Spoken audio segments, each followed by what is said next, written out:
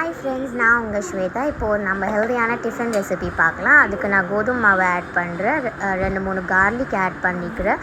So இதில் salt, அதுக்கப்புறம் நம்மக்கிட்ட என்ன கீரை இருக்கோ அது நம்ம ஆட் பண்ணிக்கலாம். 2 சில்லி ஆட் பண்ணிவிட்டு இதை நம்ம பார்த்திங்கன்னா ஃபைன் பேஸ்ட்டாக அரைச்சிடலாம். நல்லா தண்ணி கன்சிஸ்டன்சியில் அரைச்சிடலாம்.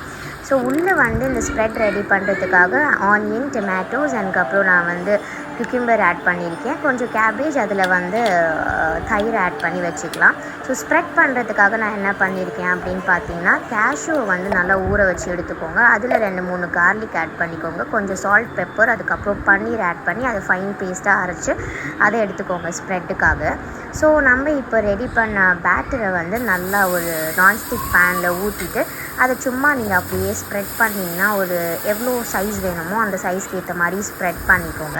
ஸ்ப்ரெட் பண்ணி ஆயில் ஆட் பண்ணிக்கோங்க. ஆயில் ஆட் பண்ணிவிட்டு அது நல்லா திருப்பி போட்டு நல்லா வேக வச்சு எடுத்துக்கோங்க.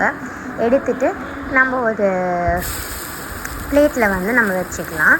ஸோ 2-3 எத்தனை வேணுமோ அதை எடுத்து வச்சுட்டு அதுக்கப்புறம் நம்ம செஞ்சு வச்சுருக்க ஸ்ப்ரெட்டை அதில் நல்லா அந்த ஸ்ப்ரெட் பண்ணிவிட்டு எல்லா இன்க்ரீடியன்ஸும் நம்ம கட் பண்ணி வச்சுருக்கோம் இல்லையா, அதெல்லாம் ஆட் பண்ணி நல்லா இப்படி ரோல் பண்ணி நடுவில் கட் பண்ணிவிட்டு இப்படி எடுத்து சாப்பிட்டிங்கன்னா யம்மியாக இருக்கும். தேங்க்யூ.